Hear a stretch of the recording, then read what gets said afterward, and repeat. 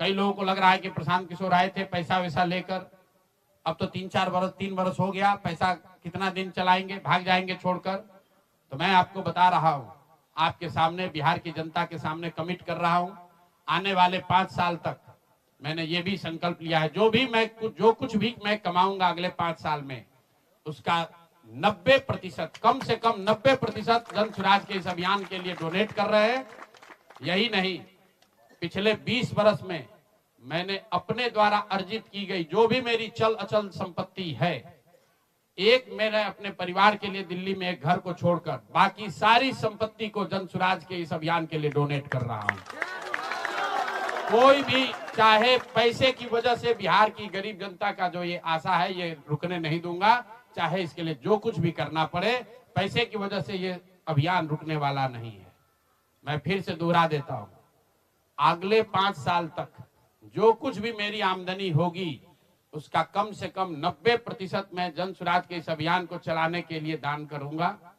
और दूसरा, पिछले 20 वर्ष में जो कुछ भी मैंने कमाया है, मेरी जो चल अचल संपत्ति है, उसमें अपने परिवार के लिए घर को छोड़कर बाकी सब कुछ जरूरत के मुताबिक जन स्वराज को डोनेट कर दिया जाएगा। देश, आपकी जानकारी के लिए बता दूं, भारत उन चंद देशों में है जहां आजादी के बाद पहले दिन से यूनिवर्सल वोटिंग का राइट है कि गरीब से गरीब आदमी भी, अनपढ़ हो, पढ़ा लिखा हो, किसी वर्ग का हो, किसी जाति किसी धर्म का हो, उसको वोट देने का अधिकार है। अमेरिका जैसे देश में अधिकार मिलने में 10 को लग गए, इस देश में यह अधिकार रहा है। और बाबा साहब ने कहा कि मैं लोगों को हथियार नहीं, उनको वोट का अधिकार दे रहा हूं, और वो वोट के अधिकार से ही पूरी व्यवस्था बनती चलती है। सरकार चुनाव के पहले योजना निकालती है कि जो लोग भी गरीब हैं, जो लोग, आप जो कैबिनेट का डिसीजन है उसको पढ़िए, उसमें लिखा गया है कि जो लोग भी इनकम टैक्स नहीं देते हैं और जो सरकारी नौकरी नहीं करते हैं, वो सारे परिवार के लोग, उनको 2-2 लाख रुपया दिया जाएगा रोजगार करने के लिए। और फिर अगले 1 महीने तक सरकारी व्यवस्था लगाकर महिलाओं को 10-10 हजार रुपए देकर उनका वोट खरीदा जाता है। उनके पीछे सरकार की व्यवस्था लगती है, वो पैसा लेकर बदल ना जाए। उनको जीविका के समूहों से जोड़ा गया, उनको जीविका की दीदियों को उनके पीछे लगाया गया कि भाई तुम जाकर इसी पर वोट करना। ये हुआ है, तब आपको ये प्रचंड बहुमत दिख रहा है। कल गांधी मैदान में लोग शपथ ले रहे हैं, शुचिता की शपथ ले रहे हो। हम लोग नीतीश कुमार को ईमानदार व्यक्ति मानते हैं, मैं व्यक्तिगत तौर पर उनसे जुड़ा रहा हूं, व्यक्तिगत तौर पर ईमानदार। लेकिन ये ईमानदारी की कौन सी परिभाषा है? सिर्फ कॉन्ट्रैक्टर से और ट्रांसफर पोस्टिंग में पैसा लेना ही बेईमानी नहीं है। संविधान में जो बात लिखी गई है उसकी अवहेलना भी बेईमानी है। और ये सिर्फ बिहार का मसला नहीं है। मैं आपके जरिए पूरे देश के लोगों को ये बताना चाहता हूं, ये बिहार के चुनाव के परिणाम, आप इसको गंभीरता से लीजिए, ये जन स्वराज का मामला नहीं है। अगर ये चीज अलाउ कर दी जाए तो देश से लोकतंत्र खत्म हो जाएगा। कोई भी दल जो सत्ता में है वो कभी चुनाव ही नहीं हारेगा। किसी भी सरकार के लिए 15, 20, 30 हजार करोड़ रुपया कहीं से कर्ज लेकर भी लोगों से को बांटने में कोई दिक्कत नहीं, कोई कर सकता है। आप देखिए, बिहार सरकार के पास पैसा नहीं था, कंटीजेंसी फंड से पैसा डाइवर्ट करके, वर्ल्ड बैंक का पैसा जो दूसरे काम के लिए था उसको डाइवर्ट करके ये वोट खरीदा गया है। और मैं बिल्कुल गंभीरता से दावे के साथ कह रहा हूं, कैमरे पर कह रहा हूं कि सरकार ने ये 10-10 हजार रुपए में वोट खरीदा है। अगर मैं गलत कह रहा हूं तो सरकार हम पर केस कर दे, हमको जेल में डाल दे, पीछे हटने वाले नहीं। गांधी जी ने जब अहिंसा की परिभाषा लिखी है, घबराइए नहीं, सरकार के अफसर आपको कहेंगे कि आप जो सरकारी शर्तें हैं उसको पूरा नहीं कर रही हैं। आपको 10 हजार रुपए देते समय कोई शर्त नहीं रखा गया, लेकिन अब आगे क्योंकि आपसे वोट लेना था, आपसे वोट खरीदना था, अब 2 लाख रुपए देना है तो आपको सरकारी अफसर शर्त की बात करेंगे।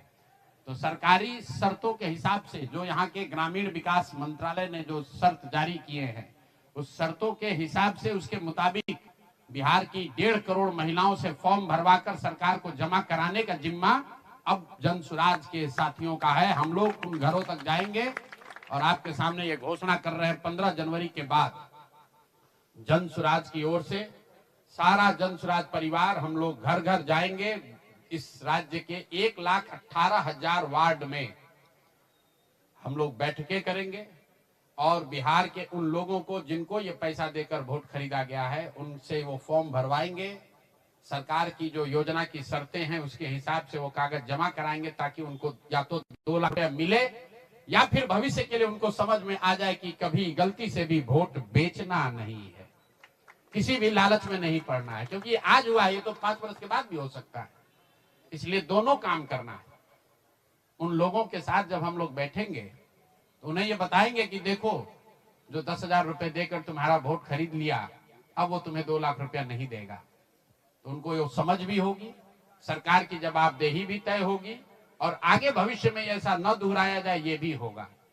इसलिए 15 जनवरी से जन सुराज की ओर से 1,18,000 वार्डों में और 550 प्रखंडों में ये बिहार नव निर्माण संकल्प अभियान शुरू किया जाएगा, जिसमें मैं स्वयं और मेरे जन सुराज के सभी साथी अगले 15 से 18 महीने 1.5 बरस सब कुछ भूलकर हम लोग हर गांव, हर प्रखंड, हर वार्ड, हर घर तक पहुंचेंगे और हर उस व्यक्ति के साथ जिसके साथ अन्याय हुआ है उसके साथ खड़े होंगे, उसकी मदद करने की कोशिश करेंगे।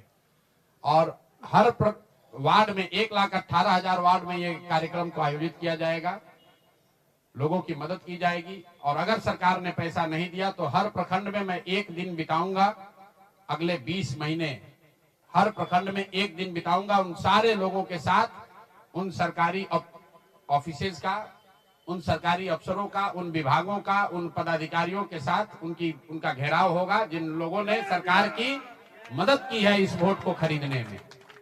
ये बात यहाँ खत्म नहीं होने वाली है, ये बात यहाँ खत्म होने वाली नहीं है।